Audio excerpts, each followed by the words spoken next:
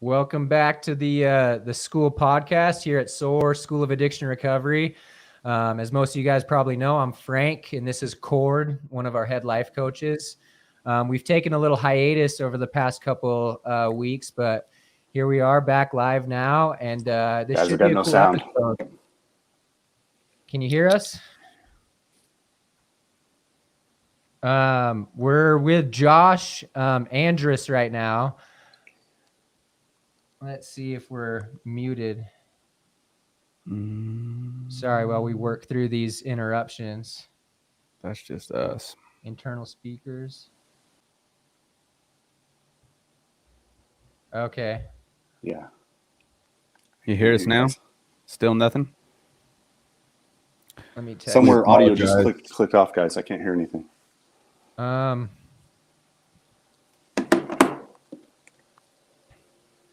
I think it might be muted on Josh's end. I'm trying to work through this real quick. Yeah, so I can't hear a thing, but I don't know if you guys can hear me on your end. So Yeah, we can hear you. Yeah, we can hear you.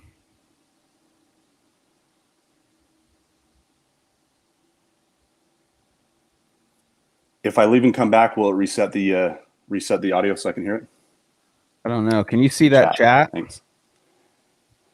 Perfect. If we're going to just go with that, then I'll keep this on. I won't even look at the camera. So my name is Josh, and I'm not hearing you guys' interview questions, but my name is Josh. I've been working as an addiction therapist for some time now, since 2001, and I work with active duty. But right now, one of my main focuses is in helping out our youth in one of the more, okay, yeah, let me do it. This is live, guys. This is the fun of live, right? Right. All right, yeah, and I can hear. That was a great solution, Now we're good. Frank. Yeah. Okay, perfect. So right in the middle of the introduction, are we still at that spot, or am I off pace? No, let's you're keep good. it going right there. I was just introducing you, saying that we got a cool guest coming on, yourself, and yeah, just introduce yourself a little bit about who you are and what you do, because we're pretty excited about it, and we feel like it falls right in line with our philosophy here at SOAR. That's awesome. I love that. And I was I've been following and listening to some of the stuff that you guys do, and absolutely the philosophy is there because it's coming from pure knowledge, right? So we know that's when we find our kindred people, like and the way that we help others. So yeah, so I have worked in the field of addiction for some years now, and I started doing the 12 steps when I was quitting my last substance, which was with nicotine. I was coming out of the military.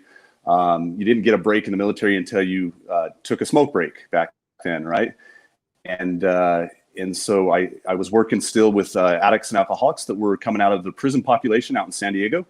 And at that point, I always, one of the things I always was gifted, one of the gifts of the spirit, so to speak, is the early detection or awareness of something in the pattern interruption. So, getting into drugs, getting into alcohol, had a place where the rock bottom would hit. I'd apply the first 3 steps, but I never really dove deep. And so I would hit up the meetings, I'd hit up the support, and then I'd probably white knuckle it, truthfully, with the exception of some of the work that you guys do. And I was loving the idea that everything that I would do would be to go to the gym in the morning, have that daily reprieve, find alignment and kind of the messages for the day and just apply it. But I was a lone soldier. I didn't necessarily go for support. I was holding together a chaotic situation at home, a family. My kid's mom struggles with some addictions. I don't want to get too much into her stuff, but I ended up becoming an enabler. And, Right. that was just a pattern of a young family, and just was just one unhealthy thing after another.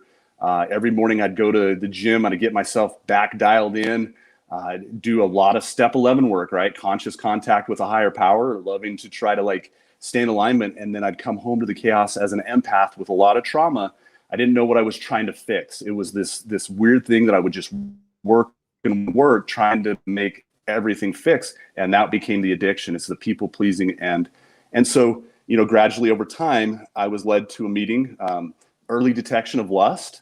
I went to a 12-step meeting and I got deep into the steps. And from there, my life hasn't looked the same since. So, working with a sponsor, getting all the way through those happened in about 2016, 2017-ish. So I still consider myself fairly new to the program, but after doing the 6th and 7th step and kind of looking into it, I was led to Al-Anon. And what I realized this whole time is I wasn't impaired as somebody working in addiction field. I just wasn't as empowered and wasn't as effective. And so, from there, one of the things that I was just sharing on a show yesterday is that I had this really interesting meditation and prayer session where I was always seeking the opportunities. And what was given to me in that time, and it's probably 5 to 6 years ago, is that my higher power was shared with me that I will not, like you provide good value with what you do here for active duty. And you will not be able to leave this work until you're providing equal or greater value. In other words, you're not going to be able to chase the buck. You're not going to be able to chase the dollar. It's only going to be when you're providing the world equal or greater value.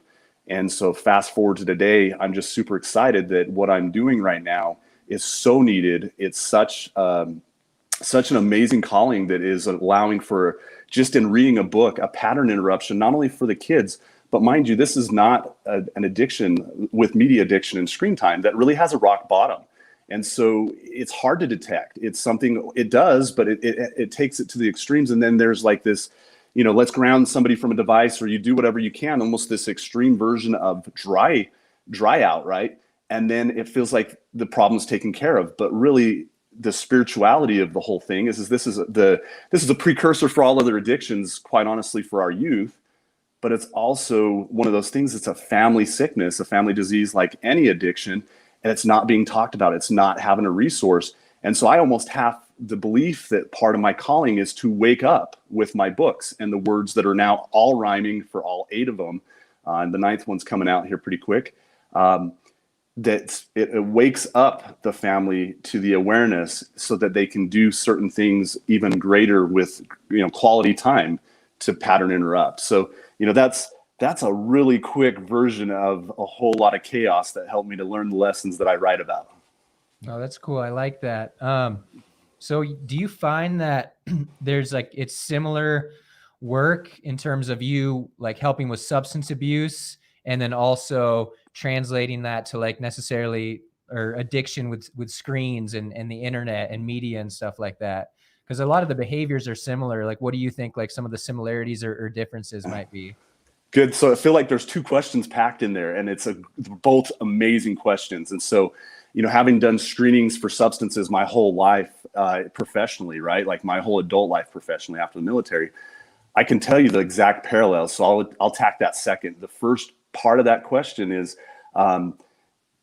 so the similarities for the treatment of it is that they're non-existent for the most part. You can't bill for it. And so where there's no billing, there's a lot of, and the reason I love what you guys do is that it sounds like it's an affordable way of addressing addiction, right? So there's a possibility that the very model that you guys have created with SOAR, the School of Addiction and Recovery, right? That right. Could be the very model for the lower frequency or the higher levels of disorder for this. And I actually believe in my heart, as I say this, I get the God tingles, right?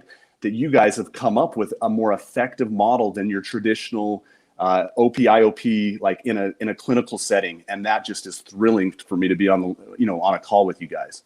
So that's the first part. We appreciate that. I'm really in the prevention side right now with the books. I'm really in the, where you would have the awareness, like somebody would read a pamphlet back in the day about what an alcoholic looks like, where it's not willpower. It's not the person that's defective as a human being. It's quite opposite when somebody gets recovery, but that it's more about the awareness and the awake state that the family gets to so that they can come up with their own solutions, partnering with their kids. Some parenting kits are probably the next area that I'm going to be working on so that it does help with that. And so to answer your second question, if I'm not talking too much or if that all made sense. Go ahead. That's why you're here, man. So the parallels, and this is something that I hope that your viewers can ponder on. The parallels with this is that you can go through each one of the criteria with the half-baked, I call it a half-baked DSM-5 because it just never got put together and the pressures to put it out, which is what we use the medical model for criteria. The World Health Organization called gaming addiction about 4 years ago or 3 years ago. They actually officially classified it. but criteria for billing or for putting like a substance, or like we have substance use disorder code, has not happened yet. And so what I would do real quick, just as brief as possible, if you guys see me going long, like this is my field of practice. So if you guys simply tap the top of your head, Frank, if I go off on a tangent here. You're right. It's interesting to us. So when you look at tolerance, which is usually the first criteria that you start with, you look at things that start with kids early on, but we'll focus on the disorder, because that's what we call in the field of medical now. It's not an addiction or alcoholism or whatever else. It's an ism, and in the social side of what the real life addressing, in my opinion. But when we're looking at treatment, it's actually a disorder. So when we're looking at life's in disorder, right, it's kind of like life's in dis-ease or without ease. So we go seek things to cope. So when we look at tolerance, is it classified as a behavioral disorder? Not yet. And that's the craziest part about it is that this is the precursor. And I believe, and I don't mind putting my name out there with this, it will eclipse all other behavior use disorders and substance use disorders. In less than 5 years, we'll start to see the damaging effects, that it will be a precursor for other addictions, because the way the mind starts to wire that way and the firing of that way, but it's also going to be something that completely eclipses all other substances and behavior disorders.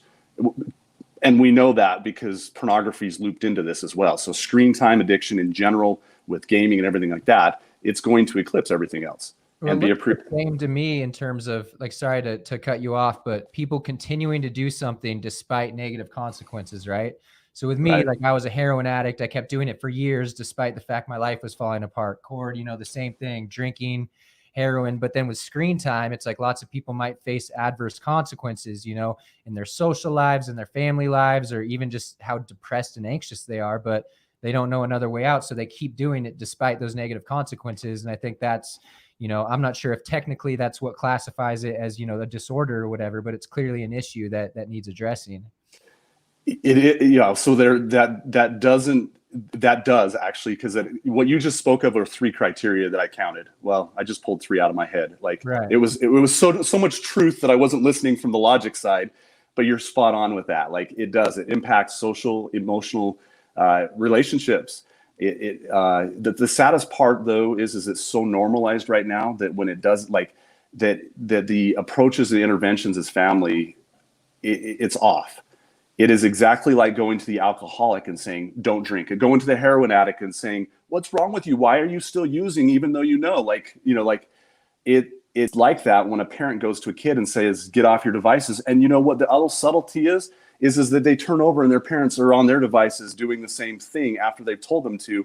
And so it's just this huge disconnect from intervention that's healthy. And I have quite a few, like the books themselves each have a baked in intervention that's attached to them. So how does that differ the way that you speak to somebody like that? Like, we can go to the heroin addict and say, yo, you should probably stop using heroin. And he knows it. Right. He knows that heroin's not healthy for him. The same a lot of the time with an alcoholic, right? But you're telling your 12-year-old kid, for instance, that he needs to get off the device, but he sees everyone in the world doing the same thing. Right. The first thing is don't say that. Like, that's the first thing, is to start with the idea that that's the least effective approach. When we come from that's bordering on a guilt and shame based approach. And we all know, as addicts and alcoholics, that's never going to work, because that's what we do ourselves, and they sense it. Right. So yeah, so that's excellent question. And just remind me to come back to the parallel criteria, because I want to talk about this. It's a partnering with our kids. It's partnering with ourselves. It's an awareness. So, each of my books, and I'll run through the 8 interventions that I have so far, right? The first one was going for a hike with the kids and pushing through. So they quit the halfway through point on the hike, but then they got other kids involved, their friends, and they pushed past those places where we have give-up-itis, and they made it to the top of the hike. So giving them little victories, and that's so in alignment with SOAR, right? Like, that's the idea, right? So give them small confidence boosters. The other thing is building responsibility. So the Beach Book plugs Surfrider Foundation. The hike is a Cowles Mountain hike. That's the highest peak in San Diego, right? More traveled than Mount Fuji. So it also does some education pieces. The Beach Book is about personal responsibility, and it's relatable for families, because kids are like arguing about whose mess it is. And it turns into this place where dad says we're going to have a reward if we go ahead and take ownership of this. So not only off their devices, but they're cleaning up after they made their slime from the weekend and they used the pump and didn't put back the tools. And then they build to being able to go to the beach. And one of the things that was given to me an inspiration when I was writing the book is this line that says, we didn't make this mess. This is not our mess, but this is our beach. And for us to enjoy this beach, we're going to do something to take on not only just from our home, but spread out and community like ownership and responsibility. But if you think about it, if a parent gets a child involved to go do a beach cleanup, likely on the way there, if they haven't taken away the devices, but my books have a device box that kind of role models that the kids put in before they get into the fun wagon, like that has like surfboards and everything on it, like, the Mercedes-Benz fun wagon. Right. Then when they get to the beach, what kid doesn't have those excitements of the power of the waves and the stoke of to me, the beach has so much properties of antidepressant involved with it with a child. So the second solution to your question is get them out, let them feel the textures of life and not just view it from a two-dimensional screen. So I can go on and on, but we're up to book number 8. Where exercise, which I'd love to partner with you guys. And after listening to what I had this sense when I was talking to Frank about, I like to plug worthy ideas and worthy ideals and worthy programs. And so the 8th book is all about like this fitness challenge is the solution on it. And I'm writing this book, and it's cool because I'm actually visiting Utah, Woods Cross area, at a treatment facility for a loved one.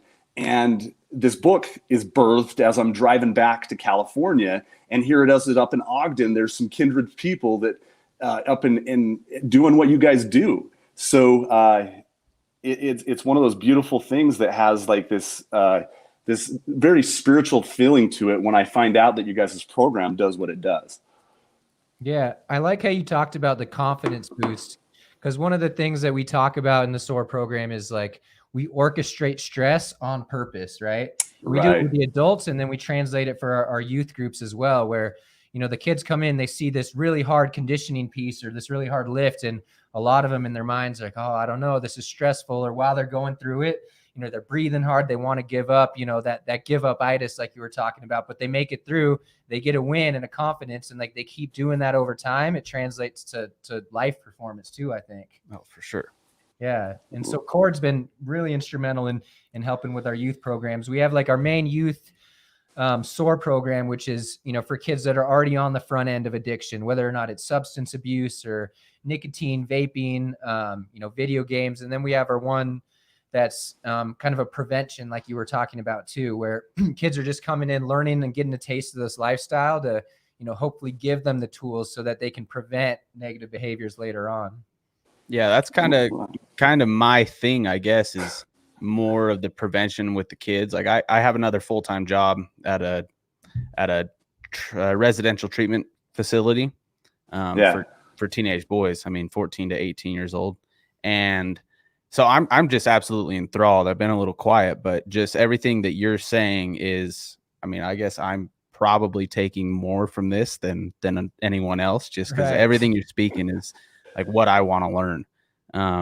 And that's awesome, with those young kids. And it's absolutely insane how much you see this tech disorder, I guess you would say, affect our young kids. And yeah, when we don't see as much as what you're saying as I would like to see, I would be interested to hear your input on that social dilemma. Yeah, well, the social dilemma, the Netflix, the movie. Yep. Yeah. So let me compartmentalize some of the way that movie ended, because it totally denied Pizzagate at the end, like some of the things. Anyway, so to me, it's spot on with the way that it educated, and it's funny because before I started watching that movie, I was told by 4 or 5 people, and when you get told by 2 people, it's the tipping point. So you better get out and do that. And so that's where my books are heading, right? Like once I start hearing 2 or 3 people kind of like talk about it, then I know that my calling has hit mass critical mass, right? And I'm excited about that. So that's why I'm giving as many interviews and finding the people that are doing what you do, Cord. Like I'm every bit as excited to find out that part of your program is a prevention, and you guys are addressing the tech. And I have questions for you that maybe for a different time that I'd love to pick your brain, because it inspires me to put more. The word isn't content as much because it's not as rich of a word. It inspires me to put more like just rich experiences that you can provide into my next books. And, it's an inspiration to talk. It's edifying. Like that's the best word, right? When two or three are gathered and we're talking about high vibration, spiritual things, then it's just like these births of new ideas that occur. So I think to answer your question with the social dilemma, I think it does a really good job at showing the typical family and what they're struggling with. I think it does an amazing job at showing what the industry tech is doing with the very addictions that they don't explicitly say, yet they say, they talk about the valuable commodity. What I've come to understand today is the most valuable commodity that we have is our attention. And when we can, when we can take that attention and what you guys do is move it towards kids that are challenging themselves, that are going through a growth process, we are doing service on a level that vibrates at the highest frequency that we can imagine. I mean, a lot of the times we don't even give ourselves credit for what we're doing as breakthroughs with this kind of work. But it is true service when we can help somebody to take their attention off of something that has low negative vibrations and consequences and put it towards things that are just challenging and soul expanding is the best way to say it. Like they don't believe, like what you were saying, Frank, they don't believe they can do this task. And then they get there and they gain, like their soul knows that they can do it, and it pulls their physical, mental, and emotional place to a whole new level, and they become a new person as a result. And that's high level service. No, that's cool. I mean, one of the principles we talk about is that how we kind of help people get over addiction, or how we prevent it, or, work with the youth, is we get people to build their lives on a foundation of health. And when we're saying health, it's not just the physical health, right? There's like the gym component. We have a nutritional component where we kind of pitch the idea like, hey, if you change the way you eat a little bit, it's not this thing that like, oh, like you'll get healthier. It's like, you'll feel better every day. You'll have more energy, less depression, less anxiety, right? And then we also have like spiritual and emotional health too. And a lot of that is our outdoor experiences. It's, connecting to nature, going on jogs, going on hikes, meeting on top of the mountain and having a group instead of the classroom, right? But one of the cool things I was just thinking of while you were talking is one of like the things that we have people do as an assignment is say, like on an off day, on a Tuesday when they don't come in, we'll say, go on like a 10, 15-minute jog. And then part B is like, close your eyes, say a little quick prayer. Part C is send out 3 healthy text messages to like family and loved ones. And I think it's cool because it's like, we're not telling them to get off their phones. It's like, these devices are a part of our lives, whether we like it or not, but utilizing it in a more positive way. So it's like, I'm going to get on my phone and intentionally send out 3 healthy text messages. Mom, I love you. I miss you. Thanks for everything you do for me. Maybe connecting to a best friend I haven't talked to in a month or two. Right. And like, I think adding that as part of an experience where it's like, you just did a jog, your endorphins are lifted, you feel good, accomplished. And then like transitioning that to using your device to connect is a pretty cool idea that we've started integrating. Love that. In fact, I practiced that for years without realizing I was doing it. Like this is just amazing, like that you guys are implementing. And then the successes of now, like, you guys are amazing. Like you guys' approaches, like for me, they are mind blowing because I've worked in a place that has traditional recovery, and we have a separate section for RT, like rec therapy, and we have but it's disjointed in some ways because even if we were to pull in, the thing that you guys do so well is pulling in the process after the body moves. And so like that to me is something I'm going to look to implement more of. I mean, we do some things, but most of our therapies in the morning and most of our activity for like the physical stuff is in the evening. And so that's a miss on our part. And so, I'll do a guided meditation with them, or I'll do a mindfulness practice, but doing it more intentionally. Like I'm big on the word intention. Like the intent, even the root of that is that pray with real intent. Our hearts are changed with intent. And I think it's had a bad connotation for years because the road to hell is paved with good intentions.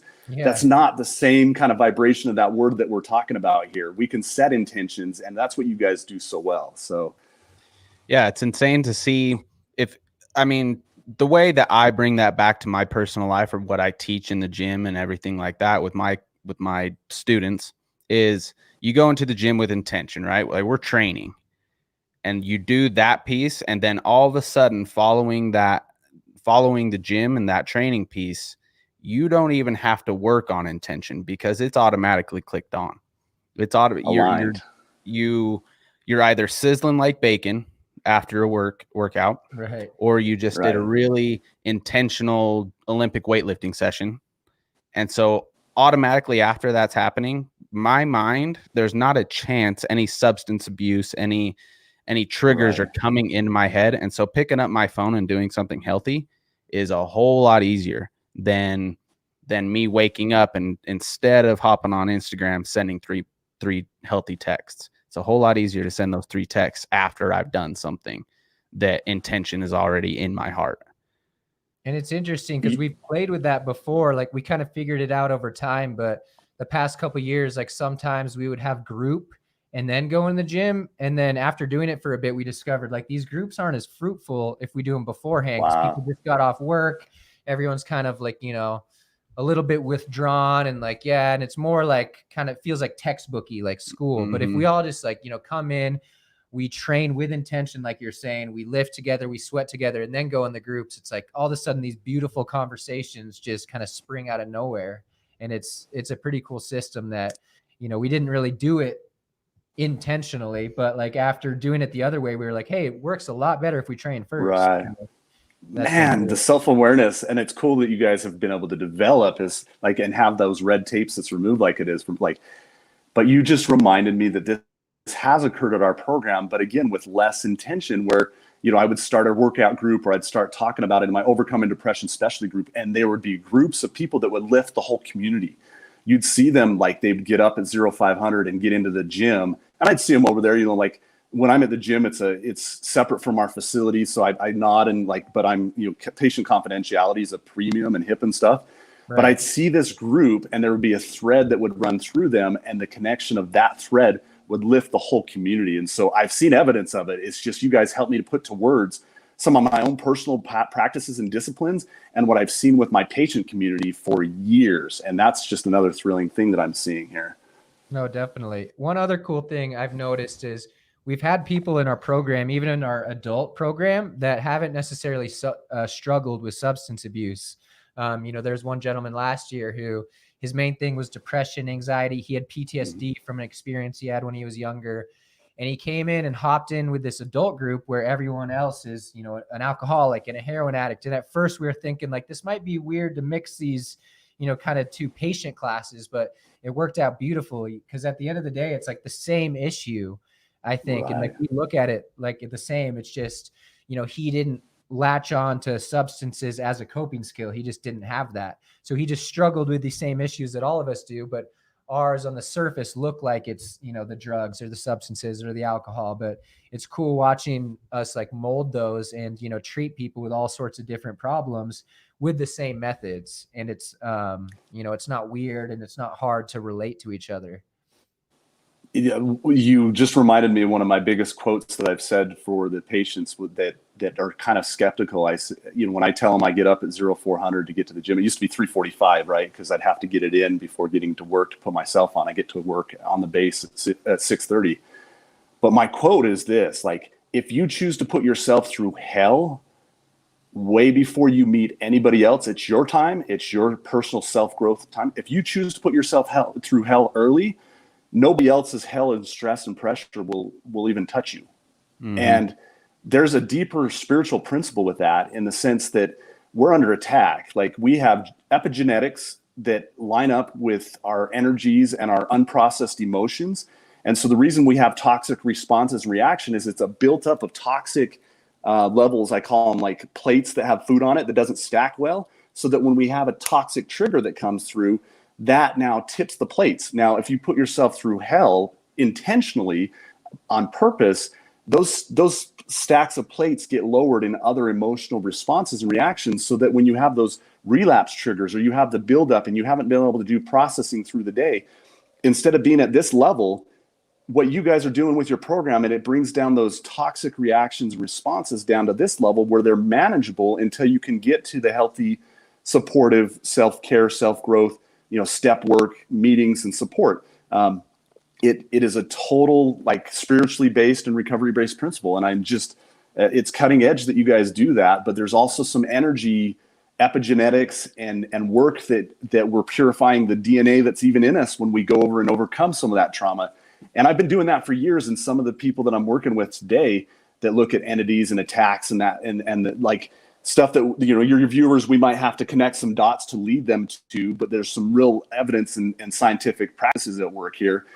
There's this really interesting thing that is starting to occur where their toxic reactions are not that, like, and I can tell you, for me, it was survival. That's how I learned it. So what was intentioned with the chaotic home that I was, raising my kids in, like, it was actually just me doing that for survival. Now it's an intentional way to, like, release negative emotions, go through the traumas of my life, go through the traumas of my, and this is truth, ancestors that have had altered the DNA that I pick up on, that now are released as a result of my work emotionally from that as well. That's so interesting. You bring in that, like, genetics and, like, the DNA into it, because it's not something, like, I often think about, but a lot of these negative responses I have today, like, might be just coming from that, right? There's, like, learned processes, but then there's also, like, fight or flight and stress that comes out in my life where it's meant for, like, a survival, like you were saying, right? It's like where I feel stress and fear just so I can, like, survive a situation, climb up a tree to escape a predator or whatever. But today I get it. It's like, if I get a stressful email or something, I'm like, oh my God, I'm stressed out. And it's, it's like, it's this double-edged thing that we're fighting, where it's like my learned behaviors might be negative, but also it's, like, ingrained within us too. And, it's an interesting problem to kind of overcome. Yeah, it's a service work to do self-care and self-love in those areas, because you're releasing so much that you don't pass on to your kids, even though they're born already, like, perhaps because they'll vibrate on the same thing. We talk about vibes when we're doing recovery work. One of the best quotes is that we give our kids the recovery we give ourselves. And it's true, because if we're not vibrating on the same, and it goes to a genetic level, and that's not the purpose of it, a lot of what we're talking about, but it's provable by science, basically, that we have vibes, and those vibes will trigger other people's vibes. And so when we do the recovery work, when we work the steps, when we work the principles, and we have that step 11 conscious contact with God, like, there's going to be things that we're doing for service because we're serving ourselves. Like, unconditional love deserves to be for ourselves as well as all around us. And that's what recovery is to me. Like, we deserve, when we're having a bad day, to treat ourselves to a good thing. Yeah. I like what you said about, like, passing it off to your kids, because I actually just recently had a daughter. She's a newborn. She's 8 weeks old. And it's funny. Congratulations.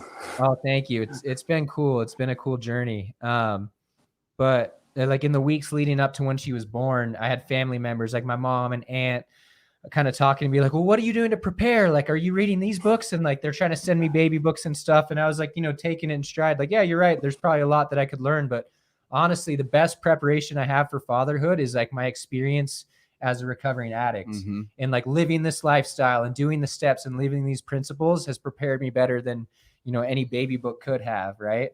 And I think that's, like, a cool thing that people that aren't addicts maybe don't necessarily understand. Because for me, AA is it's not about not picking up a substance anymore, right? It's about this inside work, like you were saying, the conscious contact with God, watching how I react to situations, how I approach life, walking around trying to, like, improve my character at all times. It's about those things, which are, better attributes for fatherhood than, anything else could be. So it's a cool parallel.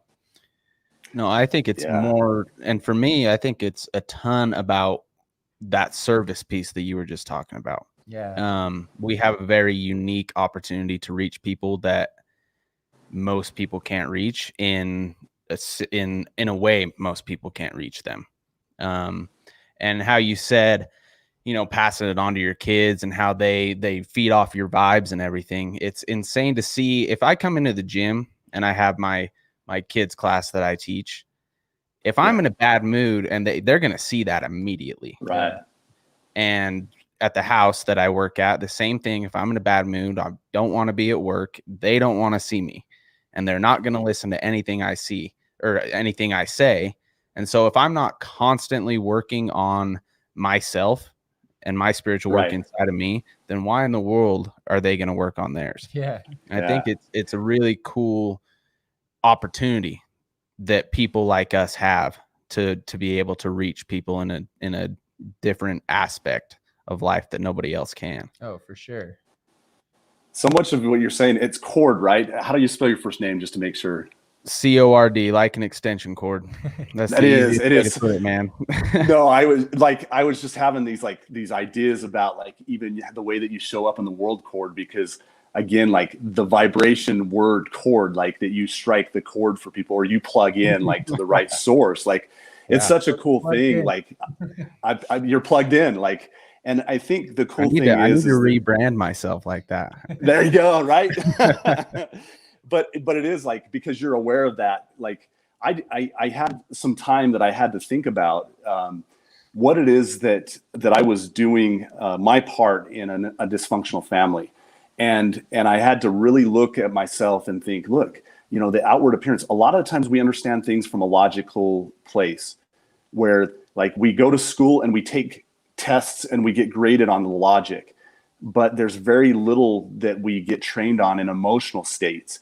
And those emotional states is really what the recovery work starts with before it can break through the barrier for the physical, like the spiritual state. Because we go there physically because it's obvious, like, a lot of the things that we're showing on an outward appearance is physical for people. They don't see the emotional, cantankerous issues that we're dealing through. But the coolest thing, and I wanted to share this. This is the reason why I love being with people that are addicts and alcoholics just as much as I love being an addict. When we come to this earth, this experience, this life, this mortal realm, when we're given this gift of addiction, it's because we get to have our hearts fail quicker than other people. Like you said, like, oh, well, they don't understand sobriety. They don't understand recovery. They don't understand that conscious contact. They don't thirst for it is probably the best way to say it, which is also interesting that word is used for the positive in this area. Right. Mm-hmm. And so then when we become like this place where we're giving it all to God, right? Like we're giving our character defects, we're giving our will, when we're giving eventually even our whole heart, wholeheartedly, right? Like when we have some of those traumas and those things that we use to shield our heart, when we give that all over, what we get in its place is this really cool set of lenses where we get to see ourselves on a daily basis about what are our motives and what are we vibrating off of. And that's when creation can happen, because when we have something that's of great value, we want to share with others. And that service is sweeter than anything else. We forget ourselves to serve somebody else. And we can't forget ourselves enough to still serve ourselves, to put ourselves in those states. And that's the other side of the addiction is that we have an affliction that causes us, after we get through with the substance, with the behavior, to be mindful of other things that are bringing down our vibrations. So right. And yeah, we're all so close on the same wavelength, us as in, addicts and alcoholics or whatnot, whatever you're dealing with. But I say it all the time at work, and these kids hate each other all the time, but yet they're living together. They're 15 teenage boys living together. They're with each other 24/7, and they absolutely hate each other's guts, but they love each other at the same time. And it's insane to see the health of the house. If petty arguments are happening all the time, you can see that people aren't doing the work, and they feel alone. And I try to bring myself into it, and I say, I understand that I have a part in this, and I understand that I came into work pissed off today, and so you guys are pissed off, or that could have some piece to it, right? But then I tried to tie it back to them where they're not alone in this. And you 15 boys living together have to help each other out. And it's really cool when you start to see them piece that together, that they have the ability to help each other out more than anyone else on the planet. I think a lot through our transgressions and this ailment that we have, we feel so alone. But at the same time, we are so close to other people, more so than anyone else on the planet, that we forget about a lot. And that's where a lot of the service can happen too. So we go through like a 12-week cycle, right? A 90-day cycle in our program. And each week has a principle associated with it. Last week, we just did 12. Wow. And that principle is service, kind of like it is in the AA step. We're pitching that idea at a lot of the kids that, like, look, when I was a kid and I heard the word service, I would think of like community service and like, going to the soup kitchen. And when we were in our meeting the other day, a kid, I asked him what service was, and he said like in volleyball. Yeah. Yeah. And it's funny because that's not like a negative thing, but often when you're younger, it seems like a punishment. Or like, I spent a lot of my adolescent years on like juvenile probation. So I had to get my community service hours. Like, yeah, whatever. I have to do this. It's a punishment to get them signed off. But opening our clients and students like eyes to this wider range of what service means. Like service can mean sitting down and just talking to you. Like if I can tell that Cord's going through something, sitting down with them like, hey, what's going on? You want to go grab a bite to eat? Like that's a form of service. Listening to someone else is a form of service. If you live with your parents, like a lot of the kids do, helping your mom with the dishes is a form of service. And a lot of these kids are like, I never looked at it like that, right? It doesn't have to be getting my community service signed off, helping at the church or the soup kitchen or whatever. Like those are certainly great. We're not bagging on them, but service can happen in your everyday life really easily. And it's a beautiful thing. It's not a punishment. It's like a gift to yourself too, because we were talking about how it truly is the antidote to stress and the antidote to resentment. You don't have time to think about yourself and your problems when you're trying to make someone else's life a little bit better. And I think that's a beautiful concept for sure.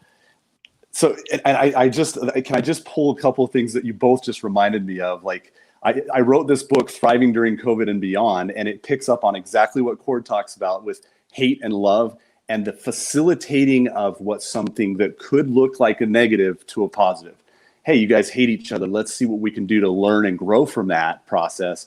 All the way to the point of the book itself. I wrote it back in March. So this book was when, it was after March Madness closed down. And I thought, oh, that's kind of a big thing. Or they were starting to tailor down, like, what are we going to do about this?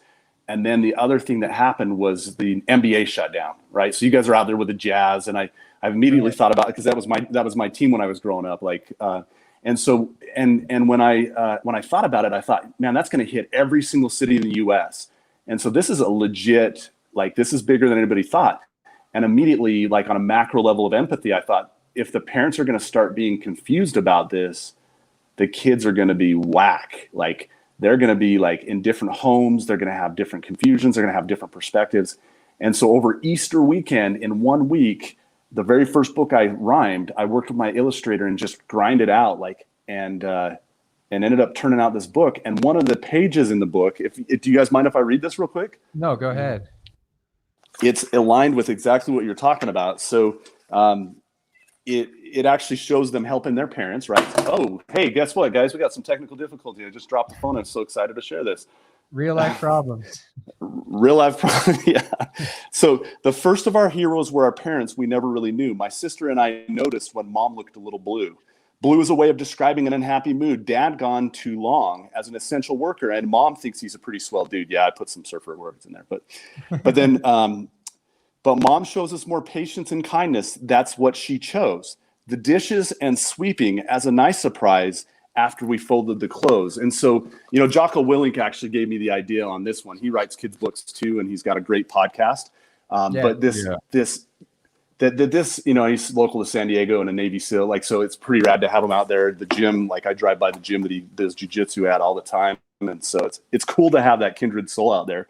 Oh, but there's stuff like that baked into this book that is suggestions of how these kids can take what looks like a a cluster of a bad situation, their worlds don't even look the same, and service, like what you guys are talking about, in a whole new world. And to me, the biggest gift that we can give our kids is to let them know that they've now lived a seminal event that's been traumatic, not stuff it through video games and other addictions, but look at themselves as heroes who now like have survived this, that can pass on to the next generation, because we're not through the woods. Like, you know, this is something that is a precursor for a lot more to come for them in their life.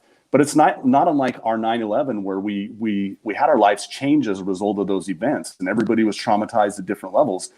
But to see themselves as heroes, but also look and see the advantages in this, and that's, you know, where we have, you know, a 16 or a 12, you said 16 teens together, and a bad mood that comes in, and a person that's aware enough to take ownership of that and say, now what? You couldn't have come to them and said, look, I'm in a bad mood right now, and screw you guys, that's okay for me to be human, and then turn around and try to teach them something. That cop-out just doesn't work. But because you were real, you were able to rechannel that energy to say, hey, look, I might have brought some of this shade in this building, and let's turn the light on it. Like, I'm going to come in here and let's go ahead and see what you guys got going on that you guys can gain from your own struggles with each other. And as a result, it's the very muscle like that gets built from those practices. And I love that example came through, Cord, and that led right into service. Yeah. No, I think it's just like you said, super important to look at this. I mean, just talking about COVID, I guess, this as building block. And it's going to be cool to be able to say, we made it through this, and to teach your kids, like, look, this was a heavy, heavy thing, and look where you are now. What do we do? What do we do to build on what we've already done? We're still in it. What do we do right now to make it better at the end? And then at the end, we can say, look at us now.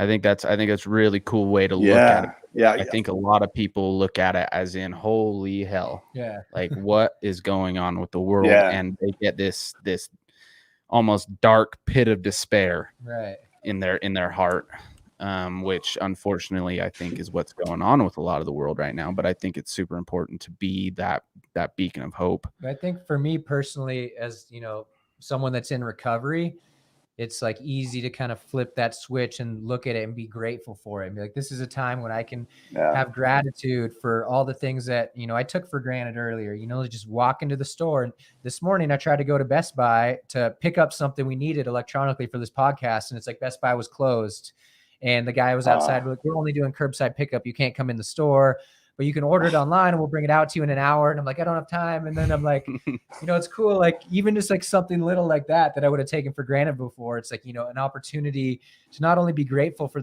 those things, but also, you know, looking at it as a challenge that we can grow from and like learn from this experience and then be better in the future and carry that into the future too. I love that. You know, it's so much of what we're talking about. And I would wonder if you guys wouldn't mind 3 minutes of a pause for me to read this book, because it's so in alignment with what you're saying. And I've never done that on a podcast or an interview, but are you guys open to that? Yeah, no, I love what you have to say in your books. So it's interesting because like everything that we're talking about, going to the stores and stuff like that, like, mind you, this was back in April. And so, you know, I have a professional like reader that does this now, but like, you know, Liv is my daughter, Olivia, right? And Braden is Gavin. He's like the gamer. So live stream Liv, she does that. So one thing before I read this, one of the greatest parts about this new situation, it was brought up earlier, I think Cord had brought this up, is that when we're going through like this time to look at the difference of what we're doing on Andrus, it come up during the social dilemma, like those 3 texts that you guys said in gratitude, like putting them into categories of distinction. Am I a consumer? Am I somebody that's learning from education in this? And the third thing is am I producing? Am I creating?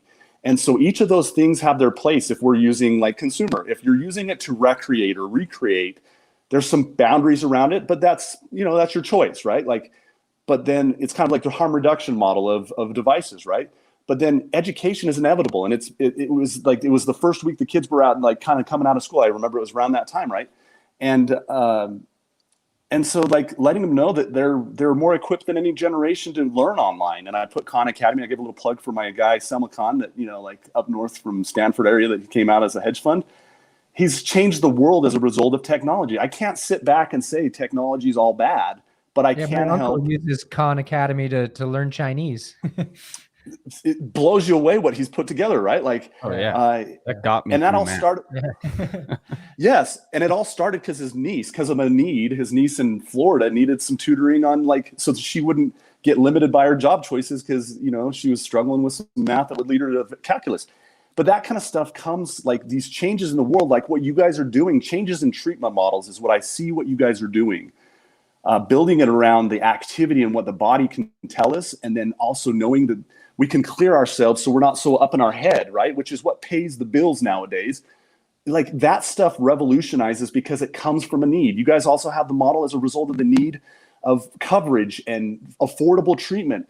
That stuff changes the world, and it's like I said, love locking arms with you guys. So I'm about ready to read this. Some of that was a little bit of the nervousness because this is my stuff, it's my jam, and asking permission to do it felt a little bit awkward. So I'm just going to read through it. Let it ride. Go for it. So I'll show the picture right after, just briefly for anybody watching this. But in the month of March, we were supposed to go to school. We got permission to stay home, and that seemed pretty cool. Our parents told us that when they were kids, they had a hope for snow day. Today, we hope for recess to have a chance to play. Dirty hands, chewing pens, and spitballs we used to do. These would cause germs to spread. We didn't have a clue. So the advantage of now that's being aware, right?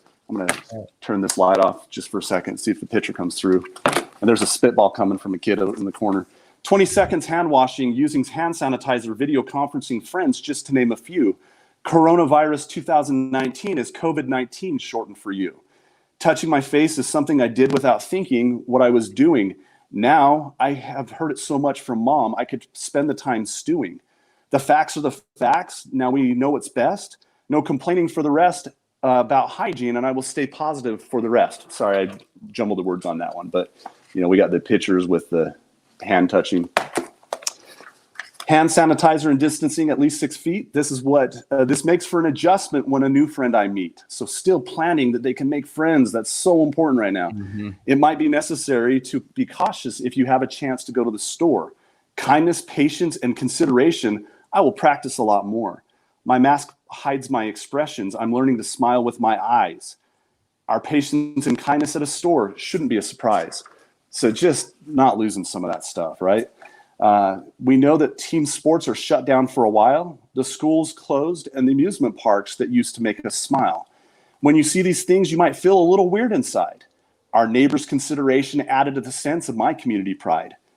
The sports and schools and fun places will return someday. You might even read this poem after you are allowed to play. And this, like my illustrator told me, this took like 2 days to illustrate. He went all out on that one. And there's like 3 pages left, guys, so, or 4. So my sister and I chose this time to help each other in sports. Your family, when staying home, can still enjoy being close, said the reports. I taught my kid sister how to swim and throw the baseball or the football like a champ. I'm so amazed at the great friend she is. We love to jump on the tramp. Gratitude and appreciation for things that I miss, as memories of them fade. The changes in my attitude can cause a new strength to be made. The first of our heroes were our parents. We never really knew. My sister and I noticed when my mom looked a little blue. Blue is a way of describing an unhappy gone too long as an essential worker, and mom thinks he's a pretty swell dude. Mom shows us more patience and kindness. That's what she chose. The dishes and sweeping was a nice surprise after we folded the clothes. One of my favorite pictures right here. Mom's doing a little bit of a, lotus position, keeping herself strong. So this is it's a family book. It's not just kids' book, right? Oh yeah. We enjoyed plenty of screen time. There is no way to deny. Some rules were set up that seemed hard to comply. Mom showed us Khan Academy and other lessons that weren't very long. As we studied, we noticed her meditations so she could stay healthy and strong. When the lessons plans seemed short at times, we both worked together to come up with some great rhymes. Our devices were amazing for giving us education, not only play. This is the plug for SOAR right here, right? We got Mom and a Yoda, like yoga pose, and Gavin's over there doing pull-ups and lives on the plank right there, and they got hobbies. I don't know if you can see on the table, they're doing some clay sculptures, and my son is amazing at doing sculptures. But yeah, there's just like, and I play the ukulele, a little bit of the uke. So that was kind of like why I had my illustrators for that in. Our devices were amazing for giving us education and not only play. We learned instruments, built Legos, read books, and made statues out of clay. Learning our new hobbies, we found videos and virtual classes to attend. These new activities gave us confidence in future plans for the weekend. Our generation seems ready for online types of schools. They're delivered through our devices and educational tools. We admired all the heroes who helped us to get through. Healthcare workers, store clerks, truck drivers, and janitors, to name a few. I want to become a nurse or a paramedic, I think. A plumber was a hero when we had a clog in our sink. Our parents gave us so much. We could tell they were stressed and tired. We saw people still at work, and we became inspired. And this is like store clerks and the people that were just really, when it was uncertain if they were putting their life on a line, like we didn't know much. And that page was really inspired by that before they had the sneeze screens and stuff. People just collectively making it happen. It was such a cool way of, again, like that community. And then this is the last page. And I just, my illustrator nailed it. I don't know if you guys can see the inoculation where it's like, inoculation, sanitation, like, and just to inspire. This page actually vibrates at a pretty high level. Some of the next things, and my illustrator just really like the idea is to inspire growth and visions for our kids, right? So, I want to be a paramedic or a doctor or a scientist indeed. I watched as these scientists worked super hard to find a cure for this global need. It was inspiring to see what each of us kids could be someday. The things we noticed at this time in our world seemed like someday be. I'm sorry, let me reread that line. It was inspiring to see what each of us kids could someday be. The things we noticed at this time in our world seemed like advantages to me. To develop the skills to observe and to grow, positive changes we soon will know. We dedicate this poem to the kids of the world and want to help you too. In times of struggle, it's okay to be confused. Ask for help. Get creative and be inspired. It's true. And that is the end. So thank you for that opportunity to read that, guys. No, it's so good, man. It's freaking awesome. I feel like I relate to that, Oh yeah. as much as an adult as, the kid would. Like, I mean, I think you have a gift with that, like, pitching it in this way that's fun with rhymes and the illustrations, but it's also like the ideas and messages you're getting across hit home and are important for sure. I think it's really, really cool when you said the kids still have an opportunity to make friends. Yeah. Right now. Yeah. I see. So I have a big family, and I have one of my, step sister-in-law, I guess you would say. She posts a lot about the effects the masks are having on kids and how, they can't describe what a friend at school looks like, or if they're smiling, if they're sad, happy, or whatever like that. And all these moms are super nervous about that, about what that's going to do psychologically and socially to their kids. But I've never heard it put in a positive way. Like you just said it. I've never heard somebody say, I guess like what we've been talking about this whole time. I've never heard somebody say, look at the positive through this. You can still make friends. You don't need to know what their mouth looks like. we can still have a conversation with them, right? Even though we need to take these precautions and be 6 feet away, even though we need to have this mask on, that even though these are massive roadblocks in our lives, it's not that detrimental, and it's not going to stop us from being good people and good friends and continuing to be good humans.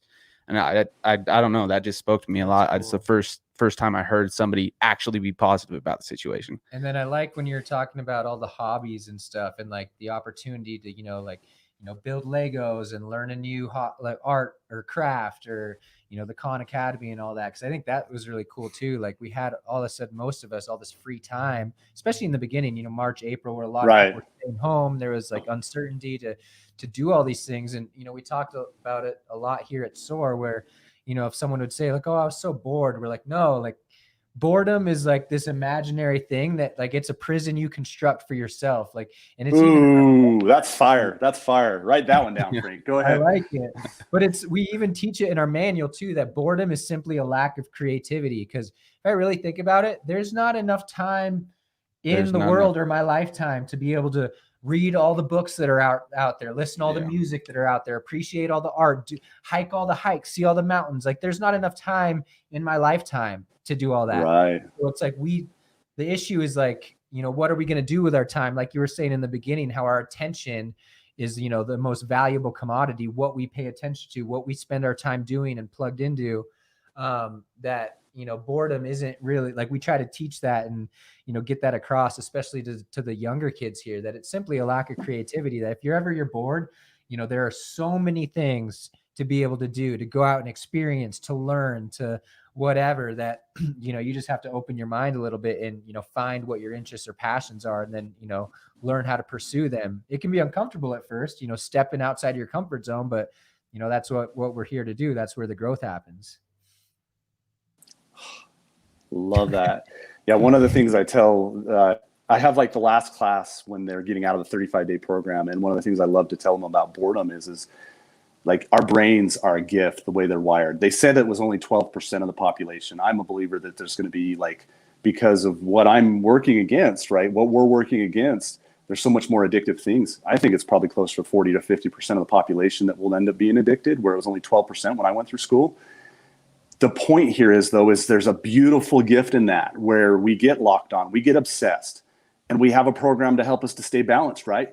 But that all or nothing thinking, the all balls to the wall, I don't know if I can say that as an author of kids' book, but all balls to the wall, right? Like the idea here is that once you get locked onto something you're passionate about, you'll never have another bored day of your life. And I speak that into existence for every single one of the addicts that come through, because I have the last class. So I'm like, look, that boredom is a myth. And once you get locked onto your things that you do, and I have a new layer of that now to share, thanks to you, Frank. Like, it's a prison that you build. It's a myth. And once you get locked onto the thing you're passionate about, you'll never have another bored day of your life. Mm-hmm. No, it's true. Well, thanks so much for coming on. I wanted to, give to our listeners, if they're interested in getting your kids' books, how do they go about that, or where do they look for those? So we're looking at bundling this one, like the one I just read, for schools right now. So books of thousands, like, so that they can, get them out there, like, school discounted prices, and that helps. But what right now, the easiest way to do it is to go to Amazon, my author page. I have 2 free gifts for your listeners, though. They can get the COVID book and Staying Up Too Late on Devices for free, just by going to parentsovercomingelectronics.com. Perfect. So please go there. Help me to stay in touch with whoever is also interested in and concerned about this. So parentsovercomingelectronics.com. Put your name and email in there. I don't spam. I hardly ever, unless I have something really exciting, even reach out, right? Like, but I give away, like, this is my calling, and it's I give away books and that kind of stuff, and coloring pages too, right? Like, all my illustrations are coloring pages. But if they go to amazon.com/author/Joshua Andrus, then that's the way to get all the books, except for there's a couple that are still in the pre-release. And so the fitness book, maybe for the purpose of being able to pull in some of what SOAR has at the end. I'd like to talk to you guys about that, offline. I plugged the American Heart Association in that book because that's where it was born. But I think the fundraiser in the book for that one's not online yet, but I can send a copy if anybody's interested. And maybe I'll send like a copy of PDF to you guys to take a look. The American Heart Association was a fundraiser my son was involved in, where he was doing push-ups for like 25 cents. I think it's such a freaking healthy fundraiser, right? Like, so you go around and you get pledges for the amount of different fitness things. And so again, it's a pattern interrupt that I'm after with these books. When a mom sits down with their child to read, it's a pattern interrupt, and it teaches, right? But then it teaches things that almost, like, I've never had an experience with a kid that's listening to the activity that doesn't turn to mom and dad and say, hey, can we go for a hike?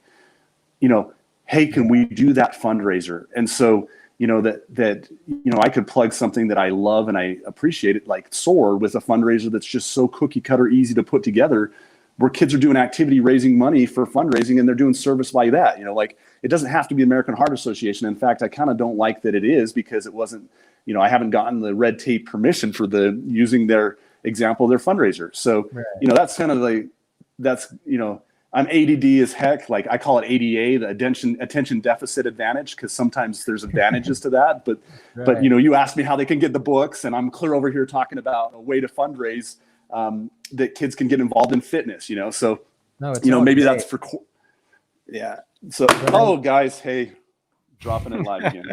I'm interested personally in all this, and I want to sign up to that mailing list too, especially because I have a young daughter, and I've talked to her mom about this, about obviously it's a couple years down the line, but like, how are we going to treat screen time? And like, how are we going to, and I'm already future tripping, like, when she's 8 years old, and like, we're like, all right, you can use your iPad for 30 minutes. She's like, well, my friend Jessica gets to be on her iPad all night.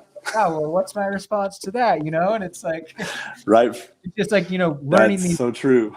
Learning these healthy processes, from a young age. And I think it's important. And, she's only 8 weeks old, but I've already started reading with her. I sing her songs, I sit down, I read with her, and she can't even understand what's going on. But I want to start that process at this age, so it's something that we can continue later on. And it's like finding that balance, because it's obviously, I can't be hard-nosed and be like, no screen time and none of this, because it's part of their generation. Yeah. It's a learning tool, and they're going to need to do it. But how do we find it and treat it in a healthy way? And I think I have a lot to learn from you in that regard. So I'm really thankful for that.